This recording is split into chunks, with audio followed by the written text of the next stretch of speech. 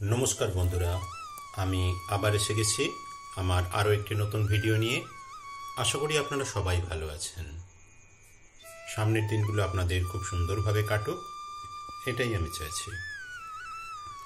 আজ আমি আপনাদের সামনে পরিবেশিত করছি কাশুন্দিয়ার রামকৃষ্ণ মিশনের একটি ভিডিও নিয়ে। আশা করি আপনাদের ভালো লাগবে। প্রথমে আমি জানাবো এই কাশুন্দিয়াতে আপনারা কিভাবে আসবেন। সবথেকে সহজতম পথ হচ্ছে হাওড়া স্টেশন থেকে আপনারা যদি 52 নম্বর বাসে করে খুরুট পোস্ট অফিসের সামনে নামেন, ওখান থেকে টোটো বা রিকশায় করে কাশুন্দিয়া রামকৃষ্ণ মিশনে আপনাদের আসতে হবে।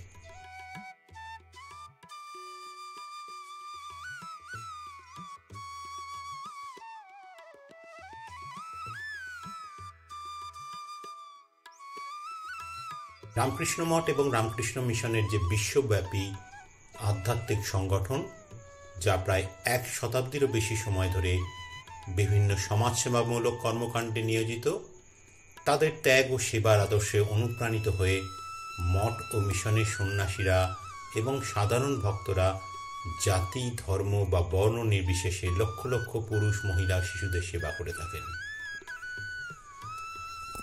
এই সংগঠনটি বিভিন্ন জনহিতকর, দাতব্য এবং শিক্ষামূলক উদ্দেশ্যকে এগিয়ে নিয়ে যাওয়ার জন্য যাত্রা শুরু করে। 2019 সালের আগস্ট মাসে 1916 সালে গঠিত 100 বছরের পুরনো গৌরবময় রামকৃষ্ণ বিবেকানন্দ আশ্রম থেকে হস্তান্তর এবং অধিগ্রহণ অনুষ্ঠানের মাধ্যমে পর্যবসিত হয়। এই আশ্রমে ঠাকুর, মা ও স্বামীজির আদর্শের সাথে সঙ্গতিপূর্ণ জনহিতকর, দাতব্য, শিক্ষামূলক এবং ধর্মীয় কার্যক্রম পরিচালনা করত। সফলভাবে কাজ সম্পাদনের জন্য রামকৃষ্ণ মিশন বেলুড় মঠের শ্রদ্ধেয় সন্ন্যাসীদের সাথে ঘনিষ্ঠভাবে যোগাযোগ বজায় রেখেছিল। এই আশ্রম 1922 সালে হাওড়া বিবেকানন্দ ইনস্টিটিউশন নামে একটি দিনের বেলার স্কুল প্রতিষ্ঠা করেন এবং এই প্রতিষ্ঠানের কিছু ছাত্র পরবর্তীকালে রামকৃষ্ণ মিশনের সন্ন্যাসী হয়ে ওঠেন। এই রামকৃষ্ণ মঠ এবং রামকৃষ্ণ মিশনের যে আদর্শ তাদের বহুমুখী কর্মকাণ্ডের মাধ্যমে প্রকাশ পায়। এই কর্মকাণ্ডগুলি মানবিক চাহিদা এবং সমাজ কল্যাণের বিভিন্ন ক্ষেত্র, যেমন শিক্ষা, স্বাস্থ্য, গ্রামীণ উন্নয়ন, স্বকর্মসংস্থান, নারী কল্যাণ,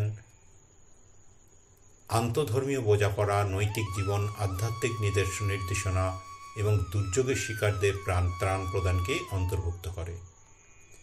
এই সমস্ত কর্মকাণ্ড মানুষের মধ্যে ঈশ্বরের সেবা হিসেবে পরিচালিত হয়। রামকৃষ্ণ মঠ এবং রামকৃষ্ণ মিশনের যে সেবা, একটি নির্দিষ্ট সময় তা পরিচালিত এবং একটি নির্দিষ্ট ধরনের কার্যকলাপের মধ্যে সীমাবদ্ধ হয়।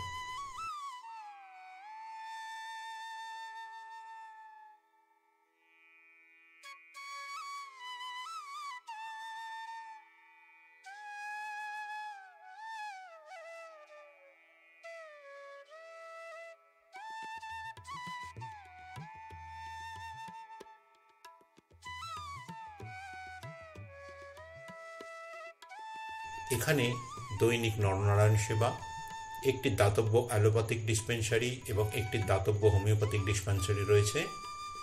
এখানে বিভিন্ন দক্ষতা ভিত্তিক কোর্সের মাধ্যমে মহিলাদের প্রশিক্ষণ দেওয়ার স্বনির্ভর প্রকল্প চালু রয়েছে। প্রতিদিনের পূজা, ধর্মীয় বক্তৃতা, দুর্গা পূজা, কালী পূজা, সরস্বতী পূজা, বড়দিন, শ্রীরামকৃষ্ণ পবিত্র মা শ্রী সারদা দেবী এবং স্বামী বিবেকানন্দের জন্মদিন উদযাপন করা হয়। মানবতার প্রতি শ্রীরামকৃষ্ণের বার্তা ছিল মানুষের সেবার মাধ্যমে পরম স্রষ্টার প্রতি ভক্তি প্রদর্শন করা। রামকৃষ্ণ মিশনের অধীনে স্বামী বিবেকানন্দ বিশ্বের বিভিন্ন স্থানে এই বার্তাটি প্রজ্বলিত করেছিলেন। তার মহাপ্রয়াণের পরে মিশন প্রতিষ্ঠার অসংখ্য শাখার নিরন্তর কাজের মাধ্যমে এই বার্তা এবং আকাঙ্ক্ষা এখনো বেঁচে রয়েছে। কাশুন্দিয়া RKM শাখায় বিভিন্ন পদ্ধতি অভাবী মানুষদের পরিবেশন করা হয় এবং প্রতিদিন 30 জন অত্যন্ত অভাবী ব্যক্তিকে সুস্বাদু মধ্যাহ্নভোজ দেওয়া হয়, যা ভক্তদের সদয় দানের কারণে সম্ভব হয়েছে। স্বামী সর্ববিদানন্দ মহারাজের নেতৃত্বে মানবতার প্রতি তাদের নিরলস কাজের কারণে কাশুন্দিয়া RKM বিশেষ মনোযোগ স্থাপন করেছে।